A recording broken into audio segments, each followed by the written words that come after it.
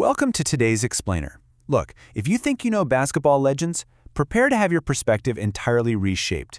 Today we're unpacking the incredibly paradoxical, larger-than-life story of William Theodore Walton III, better known to the world as Bill Walton.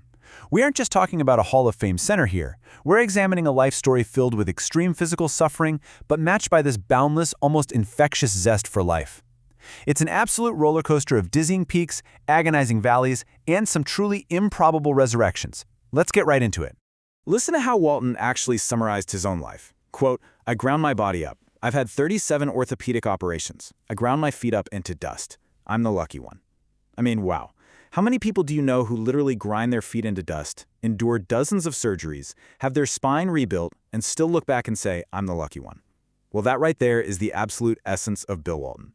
To understand how he arrived at this profound sense of gratitude, we've got to go back to the beginning. We need to look at the deep contradictions that defined his early years. Section 1. The Flower Child, a paradox on the court. So growing up in La Mesa, California, Walton wasn't the boisterous, hyperverbal giant we remember from TV. Actually, he was a skinny, deeply introverted kid who struggled with a horrendous stutter. Speaking was almost impossible for him. So he found a sanctuary where he didn't need words, the basketball court. But look at this incredible contrast as he grew up. You have a young man so hindered by a lifelong stutter that he isolated himself in a gym. Yet as he evolved into a 7-foot college star at UCLA, he became this fierce, unapologetic political activist. This same shy kid famously stopped traffic on Wilshire Boulevard and got arrested protesting the Vietnam War. His legendary conservative coach, John Wooden, literally had to go down and bail his star player out of jail. It's a staggering paradox. Section 2. The UCLA Dynasty. Unprecedented Dominance. And dominance is absolutely the right word here. This brings us to the first massive peak in his basketball journey. Between his high school days, his freshman team, and the UCLA varsity squad, Walton essentially forgot what it felt like to lose. His personal winning streak lasted nearly 5 years. The sheer scale of it can be summed up by this staggering number, 88. He led the Bruins to an NCAA record 88-game winning streak. During this insane run, his teams were beating opponents by an average of over 20 points a game. It culminated in back-to-back 30-0 seasons and national championships in 1972 and 1973. Take a second to really digest his absolute perfection during the 1973 NCAA Championship game against Memphis State. 44 points, 13 rebounds, and get this, he shot 21 for 22 from the floor. That's 95.4%. It's widely considered the greatest individual performance in college basketball history. After the game, Coach Wooden jokingly told him, "Walton, I used to think you were a good player until you missed that one shot." But, as we'll see, that invincibility, it wouldn't last forever. Section 3. NBA Peaks and Deep Valleys, Glory and the Abyss. Transitioning into the NBA, Walton entered the second act of his life. Drafted #1 overall by the Portland Trailblazers in 1974, the narrative suddenly shifts. We go from a story of unstoppable dominance to one of unimaginable peaks, quickly followed by a brutal physical abyss. Just look at the trajectory of his prime. In 1977, he reached the absolute zenith, leading the Blazers to an NBA championship and winning Finals MVP with a monstrous 20-point, 23-rebound closeout game. The very next year, he's the league's regular season MVP. But then, tragedy strikes. His brittle bones completely betrayed him. A broken foot shattered his prime. He actually sat out the entire 1979 season protesting the Blazers' medical treatment of players. Then, after moving to his hometown San Diego Clippers, his high arches essentially crumbled, causing him to miss 2 back-to-back seasons entirely. The crucial point here is this devastating number, 37. Walton endured 37 orthopedic surgeries in his lifetime. We're talking broken ankles, crushed feet, shattered wrists, a fractured spine. Because of his incredibly fragile skeleton, he was limited to playing just 468 of a possible 1,148 regular season games in his 14-year career. By all logical medical advice, at age 32, his career was dead and buried. But true to form, Bill Walton wasn't quite done yet. Section 4. The Boston Resurrection. A Second Life in Green.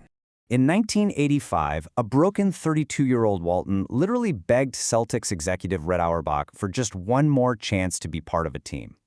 Picture this, Walton is lying on a hospital examining table and doctors are pointing at his x-rays telling Auerbach, "We can't pass this guy." Auerbach just pushes past them, looks down through his cigar smoke and asks, "Walton, can you play?" Walton looks up with sad eyes and says, "I think I can, Red." And right there on the spot, Auerbach overrules the doctors.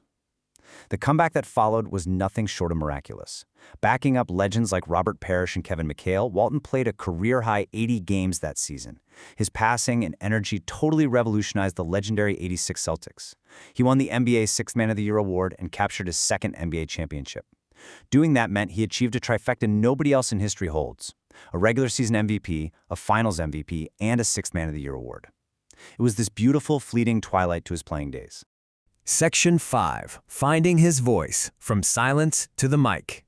Now, this builds into arguably his most impressive victory, and it actually has nothing to do with the basketball. As his playing days ended, Walton had to face the very thing he'd hidden from as a child: his voice. Conquering his lifelong inability to speak without impairment became his ultimate challenge. Think about this for a second. How does a man who cannot speak easily until age 28 become an acclaimed, highly vocal television broadcaster? For years, networks outright rejected him. They were terrified his severe stutter would completely derail live television broadcasts. But just like he rehabilitated those shattered feet, Walton set out to rehabilitate his speech. He met Hall of Fame broadcaster Marty Glickman, who gave him the foundation to rebuild his speech through a grueling, highly mechanical routine. First, he would constantly read out loud to master his pacing. Second, before any speaking engagements, he'd chew sugarless gum for up to 45 minutes just to warm up and strengthen his jaw muscles. And third, he stood in front of mirrors practicing lip contortions and over-enunciating. Actually, if you ever watched him broadcast, you'd often see him visibly pinching his lips together. That wasn't a quirk, it was a direct technique he used to control his stutter. This relentless dedication completely transformed him. That silent kid who used to hide in the gym blossomed into one of the most colorful, hyperbolic, and joyous voices in all of sports broadcasting. He didn't just survive on television, he thrived. He famously won an Emmy Award in 2001 for Best Live Sports Television Broadcast. His commentary was filled with these wild tangents and just a genuine infectious love for the game that entertained entirely new generations of fans. Section 6. The Ultimate Deadhead. A Zest for Life. You really can't fully understand Bill Walton without exploring the joyful, counterculture personality that defined his off-court life. While he was a titan on the hardwood and behind the microphone, his soul was arguably most at home when he was completely lost in the music of the Grateful Dead. Let this number sink in for a minute. 849. Over the course of 49 years, Bill Walton attended a staggering 849 Grateful Dead and offshoot shows. That's wild, right? His connection to the band wasn't just some casual hobby. It was a profound, foundational pillar of his existence. It completely shaped his incredibly positive worldview. His life was deeply and honestly, sometimes hilariously, intertwined with the band. He saw his first show at just 16 years old. In 1978, he actually traveled with them to Egypt for their legendary shows at the Giza Pyramids. When he played in Portland, he used to get to the arena hours early and secretly blast yesterday's Grateful Dead concert tapes over the Coliseum's PA system, while his coaches had absolutely no idea what was going on. He even took his notoriously hyper-focused '85 Celtics teammates to a show in Massachusetts for what they called a transcendent experience. He truly was the ultimate deadhead. And that brings us right back full circle to his boundless positivity and gratitude. Despite the 37 surgeries, despite the agonizing pain, the forced retirements, and those early years trapped in silence, he never let the physical suffering define him.